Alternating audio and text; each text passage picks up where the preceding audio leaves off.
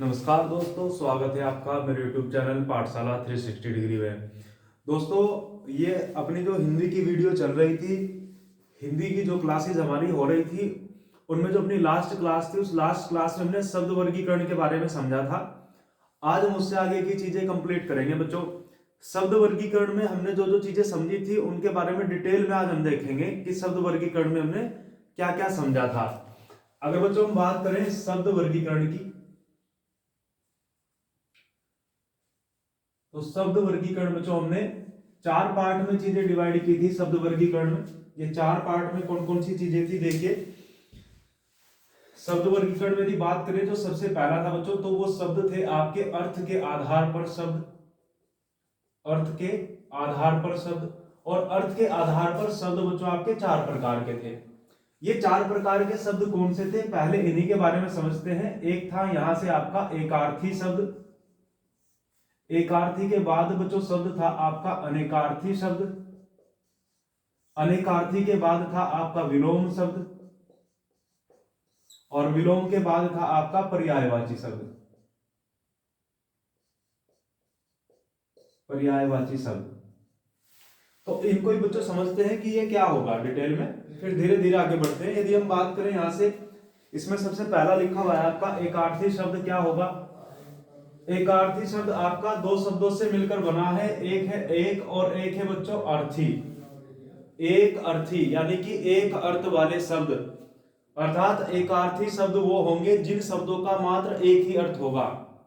ऐसे शब्द जिनसे मात्र एक ही अर्थ ग्रहण किया जाए वो शब्द कहलाएंगे आपके एकार्थी शब्द। जैसे एक शब्द होता है बच्चों घर, घर शब्द का अर्थ क्या होगा? घर शब्द का अर्थ सिर्फ और सिर्फ घर ही होगा। एक शब्द होगा नदी, नदी शब्द का अर्थ क्या होगा? सिर्फ और सिर्फ नदी ही होगा। एक शब्द होगा पुस्तक, पुस्तक शब्द का अर्थ क्या होगा? सिर्फ और सिर्फ पुस्तक ही होगा। तो ये सभी एकार्थी शब्द होंगे जिनके मात्र एक ही अर्थ हो। बहुत आसान है इसे समझना। दोस्तों अभी सिर्फ मैं आपको इन चीजों को यहाँ समझाऊंगा, और यदि इसके जो पीडीएफ नोट्स हैं मेरे पास, उसे लेने के लिए आप उसी नंबर पर बच्चों व्हाट्सएप मैसेज कर सकते हो 82735434, या इस नंबर पर यदि व्हाट्सएप मैसेज ना करके आप, एक दूसरा नंबर होगा आपका 8273682470, इस नंबर पर व्हाट्सएप मैसेज कर दीजिए। तो इस नंबर पर मैं आपको पीडीएफ सेंड कर दूंगा नोट्स की, और बहुत जल्द टेलीग्राम चैनल बनाकर मैं वहां भी बच्चों पीडीएफ डाल दिया करूंगा। तो एकार्थी शब्द के बारे में हम बात कर रहे हैं। एकार्थी शब्द वो शब्द जिनका मात्र एक ही अर्थ होगा, एकार्थी शब्द कहलाएंगे। एकार्थी शब्द के बाद यदि बात करें अनेकार्थी शब्द की, तो अनेकार्थी शब्द वो होगा, यहाँ अनेक धन अर्थ धन ई से मिलकर ये शब्द बना है। अनेक धन अर्थ धन ई से मिलकर, और इसका अर्थ होगा कि अनेक अर्थों वाले शब्द, वो शब्द जिन शब्दों के अनेक अर्थ होते हैं उन्हें अनेकार्थी शब्द कहते हैं। जैसे यदि हम बात करें ऐसे कौन से शब्द होंगे कि जिन शब्दों के अनेक अर्थ होंगे। बच्चों एक शब्द होता है आपका, यदि हम बात करें, एक शब्द होता है आपका कनक, कनक शब्द। इस कनक शब्द के कौन कौन से अर्थ निकलते हैं? इस कनक का एक शब्द निकलता है बच्चों सोना। ये सोना कौन सा सोना? एक तो क्रिया वाला सोना होगा, एक धातु वाला सोना होगा। तो ये होगा धातु वाला सोना। सोना के बाद बच्चों यहीं से एक निकलेगा आपका धतूरा, धतूरा, धतूरा होगा, ठीक है, धतूरा। और एक धतूरे के बाद एक शब्द बच्चों और होगा यहाँ पर गेहूं। तो ये तीन शब्द हो गए। ये कनक के तीन अर्थ निकलते हैं, गेहूं, सोना, गेहूं, सोना व धतूरा। वही अगर इसके बाद बच्चों हम बात करें, एक शब्द कनक हुआ, एक शब्द होगा बच्चों आपका आम। इस आम का क्या क्या अर्थ होता है? आम एक तो फल होता है, आम एक फल होगा, और एक बच्चों कोई आम आदमी या साधारण, इस आम का अर्थ क्या होगा? साधारण भी होगा। तो ये भी अनेकार्थी शब्द है, क्योंकि इस आम के बच्चों अनेक शब्द, अनेक अर्थ निकल रहे हैं। इस आम के बाद बच्चों एक शब्द होता है खाना, खाना। इस खाना का क्या अर्थ हो सकता है? इस खाना का एक तो ये क्रिया होगी, जैसे हम बोलते हैं खाना, खाना, खाना किसी चीज को, तो ये क्रिया होगी। और एक वो जो खाना होगा उसे भी बोल देंगे, यानी बोल सकते हैं एक ही आपका भोजन होगा। और एक खाना बोलते हैं बच्चों दराज, कोई खाली स्थान हमें दिखाई देता है जिसको खाना हम बोलते हैं, तो एक खाना वो होगा यानी दराज। तो इस खाना के भी कितने अर्थ निकलते हैं? तीन अर्थ निकलते हैं। तो बच्चों जो ऐसे शब्द होंगे जिनसे उसी शब्द से एक से ज्यादा अर्थ ग्रहण किए जाएंगे, वो शब्द कहलाएंगे अनेकार्थी शब्द। मुझे उम्मीद है बच्चों ये चीज आप कहीं ना कहीं समझ पाए होंगे कि अनेकार्थी शब्द बच्चों क्या होगा। ठीक है, उसके बाद विलोम शब्द। विलोम शब्द क्या होगा? विलोम का शाब्दिक अर्थ होता है उल्टा, अर्थात किसी शब्द का उल्टा अर्थ बताना क्या कहलाता है? विलोम कहलाता है। विलोम के अन्य नाम जो विलोम का दूसरा नाम प्रतिलोम भी होता है। प्रतिलोम शब्द भी इन्हें बोलते हैं, विलोम शब्द भी इन्हें बोलते हैं, विलोम। और साथ साथ में बच्चों आप याद रखोगे कि विपर्यय भी इन्हें बोला जाता है, विपर्यय।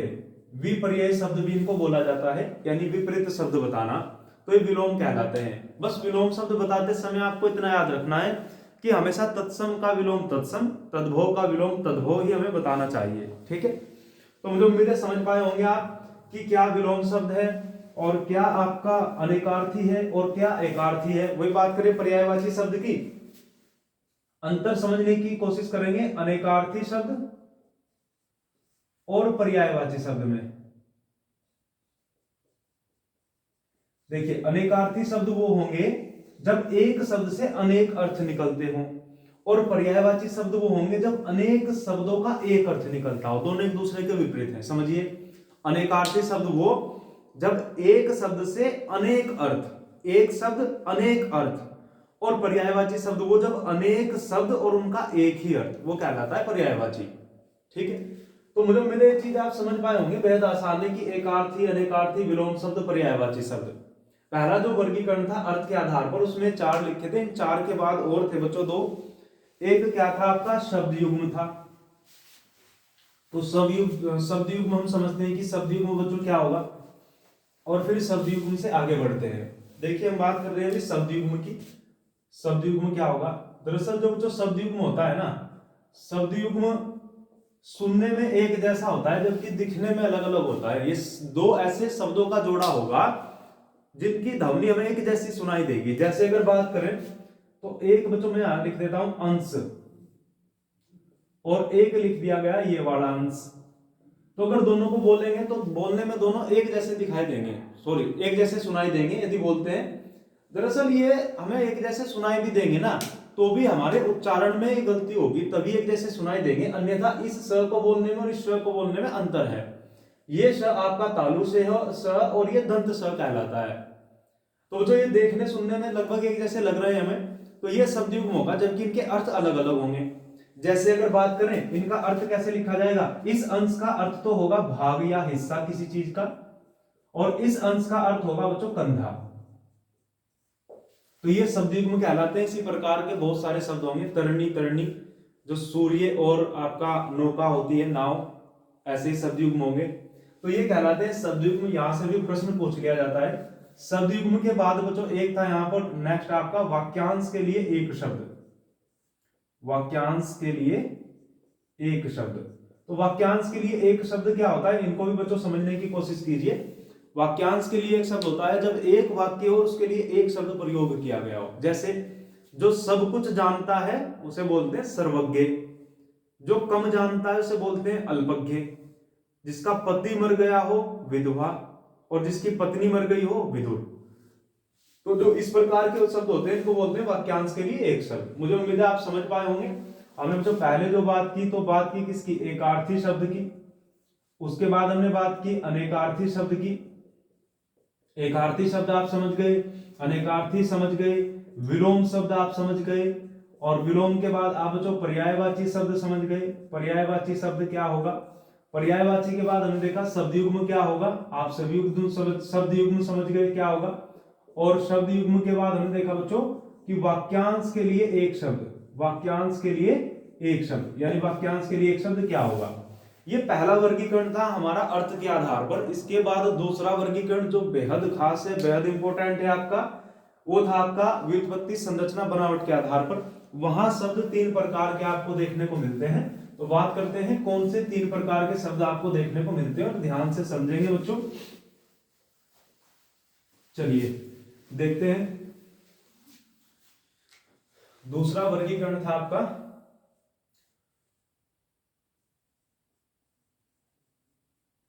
व्युत्पत्ति, संरचना, बनावट के आधार पर। और यहां आपके शब्द थे 3 प्रकार के। ये 3 प्रकार के शब्द आपके कौन से थे? एक था बच्चों आपका रूढ़ शब्द, रूढ़ शब्द। एक था आपका यौगिक शब्द, और यौगिक शब्द के बाद एक था आपका योग रूढ़ शब्द।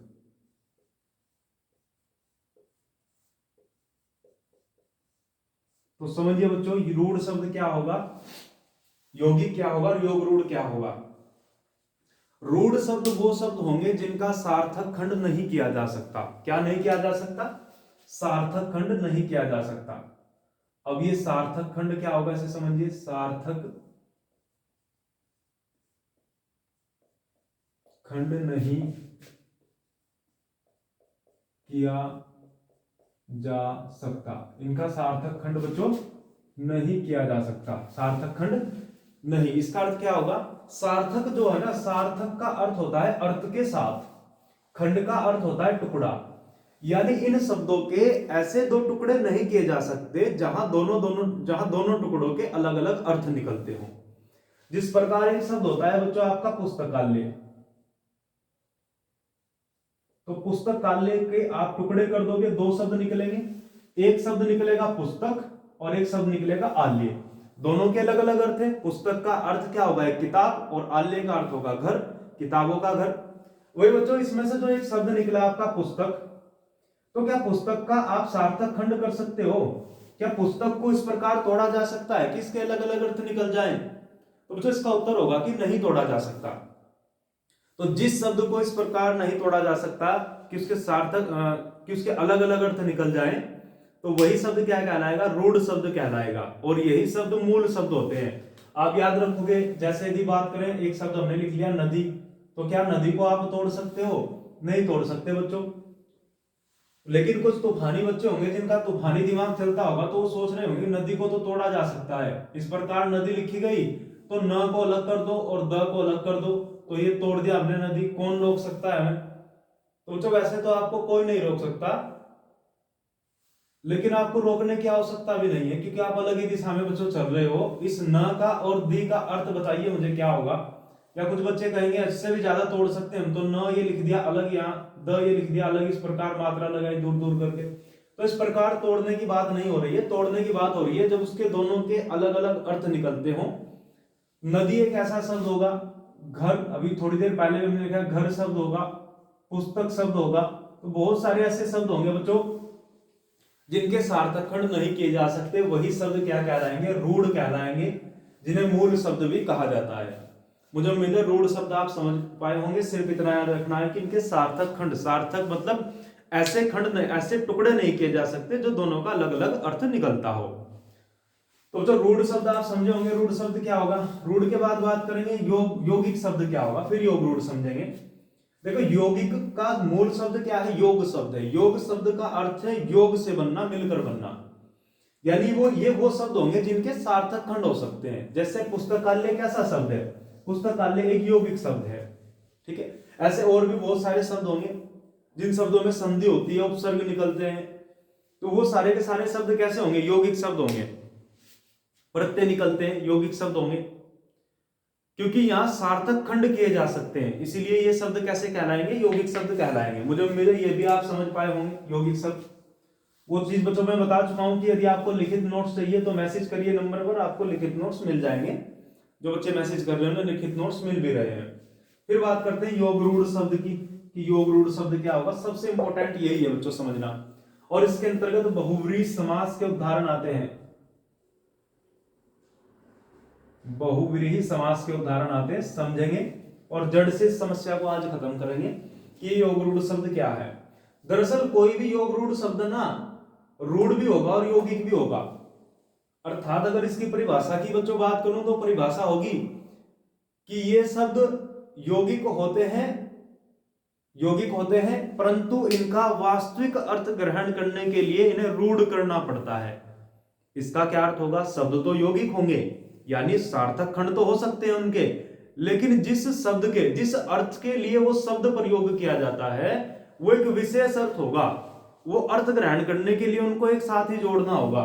जैसे समझने की कोशिश करते हैं, एक शब्द लिखा हुआ है बच्चों पुस्तकालय, पुस्तकालय शब्द लिखा हुआ है।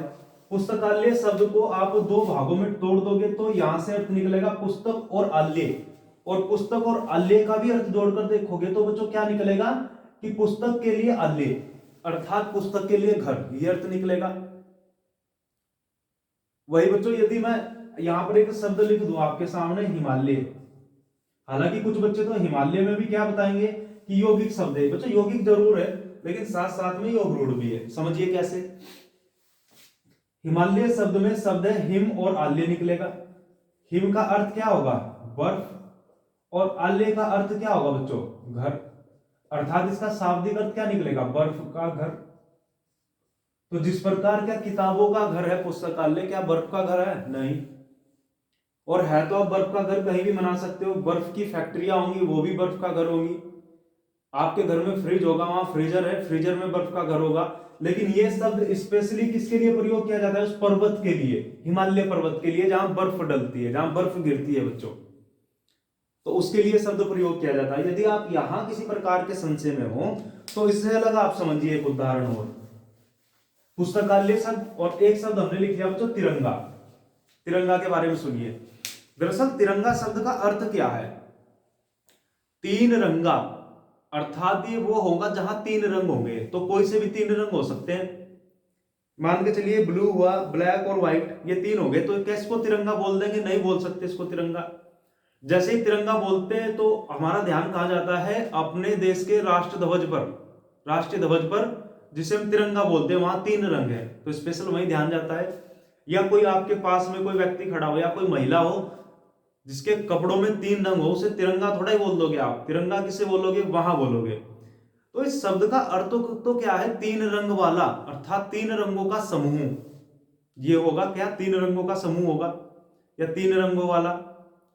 लेकिन वास्तविक अर्थ ग्रहण करने के लिए एक विशेष अर्थ है इसका तिरंगा, वही ध्यान आपका जाएगा। जैसे एक उदाहरण हो ले बच्चों, एक उदाहरण होता है आपका पीतांबर। पीतांबर का अर्थ निकालोगे पीत और अंबर, पीत का अर्थ पीला, अंबर का अर्थ होता है वस्त्र, यानी ये वो व्यक्ति होगा जिसके पीले वस्त्र होंगे। और यदि बच्चों आप बात करो, यदि यहां से मैं पीले वस्त्र पहन लेता हूं तो क्या मुझे पीतांबर बोलेंगे, नहीं। पीतांबर शब्द स्पेशली किसके लिए प्रयोग किया जाता है, भगवान विष्णु के लिए, भगवान विष्णु को क्या बोला जाता है पीतांबर बोला जाता है। मुझे उम्मीद है ये चीज आपकी समझ में आई होगी।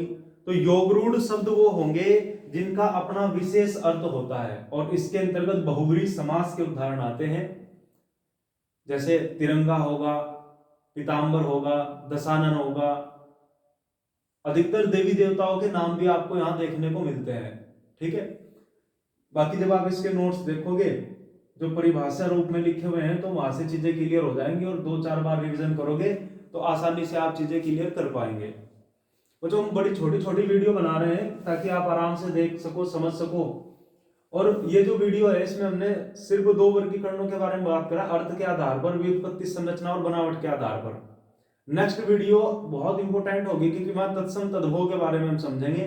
तत्सम तद्भव जो बच्चों को रटने पड़ते हैं, याद करने पड़ते हैं, वहां से 80% समस्याओं का समाधान कर दिया जाएगा बच्चों। ठीक है, चलिए मिलते हैं नेक्स्ट वीडियो में, आज की वीडियो में इतना ही।